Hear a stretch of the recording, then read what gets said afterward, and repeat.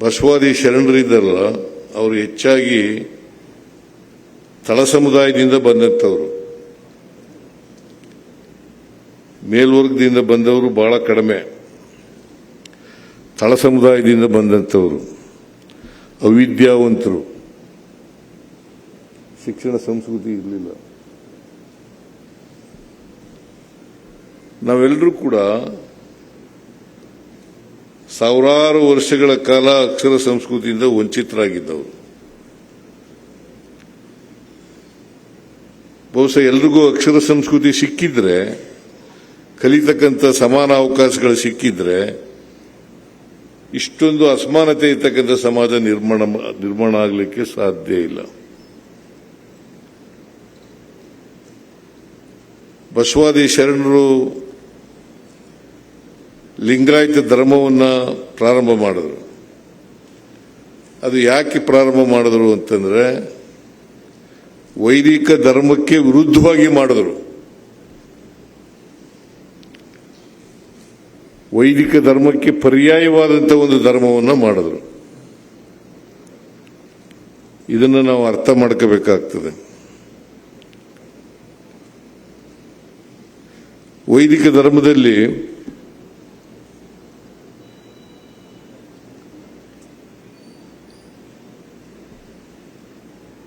ಜಾತಿ ವ್ಯವಸ್ಥೆ ಇತ್ತು, ಚತುರ್ವರ್ಣ ವ್ಯವಸ್ಥೆ ಇತ್ತು. ಈ ಚತುರ್ವರ್ಣ ವ್ಯವಸ್ಥೆಯನ್ನ ಪ್ರತಿಪಾದನೆ ಮಾಡಿದರೆ ವೈದಿಕ ವ್ಯವಸ್ಥೆ, ವೈದಿಕ ಧರ್ಮದ ವ್ಯವಸ್ಥೆ. ಇದಕ್ಕೆ ಪರ್ಯಾಯವಾಗಿ ಮಾಡದಂಥದ್ದೇ ಮಾನವೀಯತೆಯಿಂದ ಕೂಡಿರ್ತಕ್ಕಂಥ,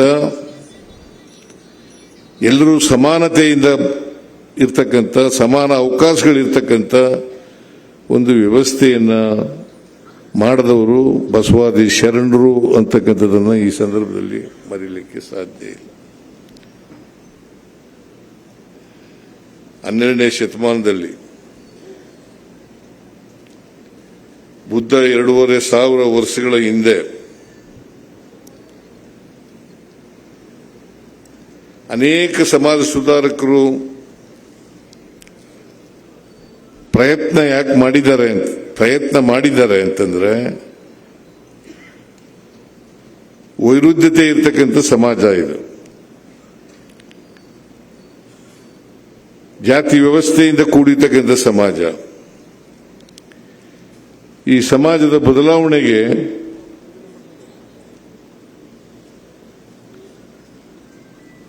ಪ್ರಯತ್ನಗಳನ್ನು ಬಹಳ ವರ್ಷಗಳಿಂದ, ಬುದ್ಧನ ಕಾಲದಿಂದ ಹಿಡಿದು ಇವತ್ತಿನವರೆಗೆ ಮಾಡ್ತಾ ಬಂದಿದ್ದೇವೆ.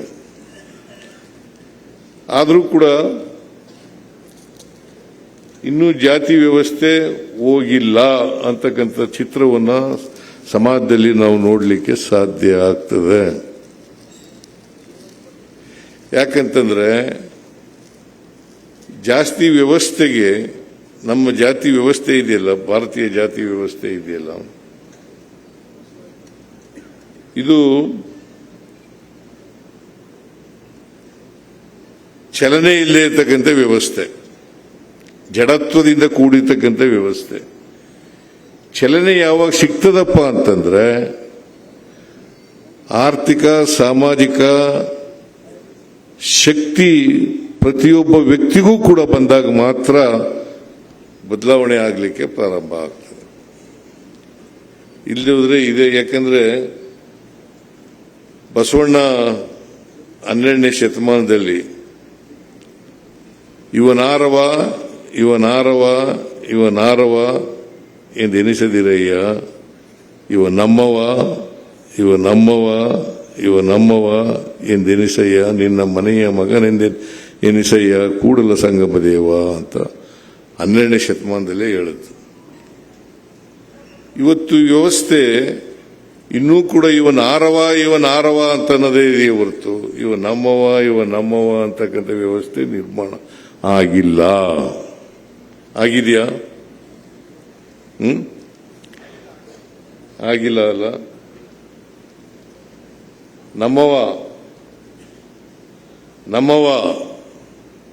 ನಮ್ಮವ ಅಂತಕ್ಕಂಥ ವ್ಯವಸ್ಥೆ ಇನ್ನೂ ಬಂದಿಲ್ಲ.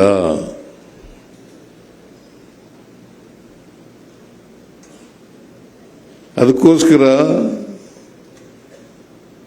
ಬಸವಣ್ಣ ಇವತ್ತು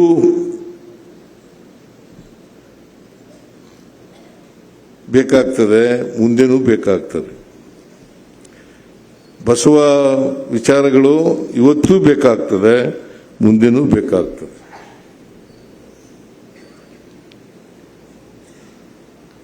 ಬಸವಣ್ಣವರು ಬಸವಾದಿ ಶರಣರು ಕಾಯಕ ಮತ್ತು ದಾಸೋಹ ಎರಡು ತತ್ವಗಳನ್ನು ಸಮಾಜಕ್ಕೆ ಬಿಟ್ಟರು.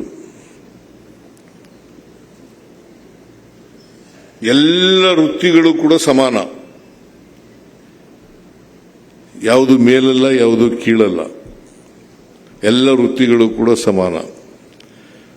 ಮತ್ತೆ ಎಲ್ಲರೂ ಕೂಡ ಕಾಯಕ ಮಾಡಬೇಕು, ಕಾಯಕ ಎಲ್ಲರೂ ಕೂಡ ಮಾಡಬೇಕು. ಕಾಯಕ ಪ್ರಕ್ರಿಯೆಯಲ್ಲಿ ಎಲ್ಲರೂ ಪಾಲ್ಗೊಳ್ಳಬೇಕು.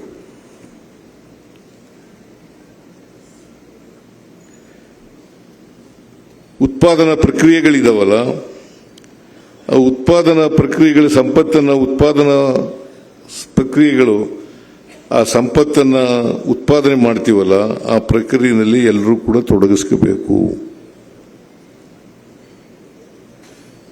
ಮತ್ತೆ ಆ ಉತ್ಪಾದನೆಯ ಸಂಪತ್ತು ಉತ್ಪಾದನೆ ಆಗ್ತದಲ್ಲ, ಅದನ್ನು ಎಲ್ಲರೂ ಸಮವಾಗಿ ಹಂಚ್ಕೋಬೇಕು. ಇದೇ ಕಾಯಕ ಮತ್ತು ದಾಸೋಹ ಅಂತಕ್ಕಂಥದ್ದು. ಇಂಗ್ಲಿಷ್ನಲ್ಲಿ ಪ್ರೊಡಕ್ಷನ್ ಅಂಡ್ ಡಿಸ್ಟ್ರಿಬ್ಯೂಷನ್ ಅಂತ ಕರಿತೀವಿ. Production and distribution. ಯಾರು ಕೂಡ ಬಸವಣ್ಣವರ ಸಮಾಜದಲ್ಲಿ ಕೂತು ತಿನ್ನಗಿಲ್ಲ. ಪ್ರತಿಯೊಬ್ಬರು ಉತ್ಪಾದನಾ ಪ್ರಕ್ರಿಯೆಯಲ್ಲಿ ಭಾಗವಹಿಸಬೇಕು. ಉತ್ಪಾದನೆ ಆದಂತ ಸಂಪತ್ತನ್ನು ಎಲ್ಲರೂ ಹಂಚ್ಕೋಬೇಕು, ಸಮಾನವಾಗಿ ಹಂಚ್ಕೋಬೇಕು. ಇದನ್ನ ಬಸವಾದಿ ಶರಣರು ಸಮಾಜಕ್ಕೆ ಕೊಟ್ಟಂತ ಕೊಡುಗೆ ಅಂತಕ್ಕಂಥದನ್ನ ತಾವೆಲ್ಲರೂ ಕೂಡ ಅರ್ಥ ಮಾಡ್ಕೋಬೇಕಾಗ್ತದೆ. ಹಾಗಾಗಿನೇ ಅಸಮಾನತೆ ಸಮಾಜ ನಿರ್ಮಾಣ ಆಗಿರ್ತಕ್ಕಂಥದ್ದು. ಅಸಮಾನತೆ ಸಮಾಜ ಯಾಕಾಗಿದೆ ಅಂತಂದ್ರೆ, ಅದಕ್ಕೆ ಬಾಬಾ ಸಾಹೇಬ್ ಅಂಬೇಡ್ಕರ್ ಅವರು ಸಂವಿಧಾನ ಕೊಟ್ಟರಲ್ಲ, ಜನವರಿ 26ನೇ ತಾರೀಕು 1950ನೇ ಇಸ್ವಿ ಸಂವಿಧಾನ ಜಾರಿಗೆ ಬಂತು. ಅಲ್ಲಿವರೆಗೆ ಮನುಶಾಸ್ತ್ರನೇ ಜಾರಿಗಿದ್ದದ್ದು. ಅದಕ್ಕೆ ಬಾಬಾ ಸಾಹೇಬ್ ಅಂಬೇಡ್ಕರ್ ಅವರು, ನಾನು ಹಿಂದೂ ಧರ್ಮವನ್ನು ಸುಧಾರಣೆ ಮಾಡಲಿಕ್ಕೆ ಪ್ರಯತ್ನ ಮಾಡಿದೆ, ಆದರೆ ನಾನು ಸಫಲನಾಗಲಿಲ್ಲ. ಅದಕ್ಕೋಸ್ಕರ ಮನುಶಾಸ್ತ್ರವನ್ನೇ ಸುಟ್ಟಾಕ್ತೀನಿ ಅಂತೇಳಿ ಮನುಶಾಸ್ತ್ರವನ್ನು ಸುಟ್ಟಾಕದ್ದು. ಈ ಅಸಮಾನತೆಯನ್ನ ನಿರ್ಮಾಣ ಮಾಡತಕ್ಕಂಥ ಮನುಶಾಸ್ತ್ರ ಇದೆಯಲ್ಲ, ಅಮಾನವೀಯತೆಯನ್ನ ಕೂಡಿರ್ತಕ್ಕಂಥ ಮನುಶಾಸ್ತ್ರ ಇದೆಯಲ್ಲ, ಇದನ್ನ ಸುಟ್ಟಾಕ್ತೀನಿ ಅಂತೇಳಿ ಬಾಬಾ ಸಾಹೇಬ್ ಅಂಬೇಡ್ಕರ್ ಅವರು ಅದನ್ನು ಸುಟ್ಟಾಕಿದ್ರು. ನಾನು ಯಾಕೆ ಈ ಮಾತನ್ನು ಹೇಳ್ತಾ ಇದ್ದೀನಿ ಅಂತಂದ್ರೆ, ನಾವು ಎಲ್ಲಿವರೆಗೆ ಇನ್ನೂ ಕೂಡ ಅಸಮಾನತೆಯಿಂದ ಇರ್ತಕ್ಕಂಥ ಈ ಸಮಾಜದಲ್ಲಿ ಇರಬೇಕು ಅಂತಕ್ಕಂಥದ್ದು ನಮ್ಮ ಮುಂದೆ ಇರ್ತಕ್ಕಂಥ ಪ್ರಶ್ನೆ. ನಿರ್ಭೀತ, ನಿಷ್ಪಕ್ಷಪಾತ, ವಿಶ್ವಾಸಾರ್ಹ ಸುದ್ದಿಗಳಿಗೆ ಮತ್ತೊಂದು ಹೆಸರಾಗಿರೋ ನ್ಯೂಸ್ 18 ಕನ್ನಡ ಈಗ ಆಪ್ನಲ್ಲೂ ಲಭ್ಯ ಇದೆ. ದಯವಿಟ್ಟು ಇಲ್ಲಿರೋ QR ಕೋಡ್ ಅನ್ನು ಸ್ಕ್ಯಾನ್ ಮಾಡಿಕೊಂಡು ಆಪ್ ಡೌನ್ಲೋಡ್ ಮಾಡೋದಕ್ಕೆ ಮರಿಬೇಡಿ. ನಿಮ್ಮ ಬೆಂಬಲ ಹೀಗೆ ಸದಾ ನಮ್ಮೊಂದಿಗಿರಲಿ. ಧನ್ಯವಾದ.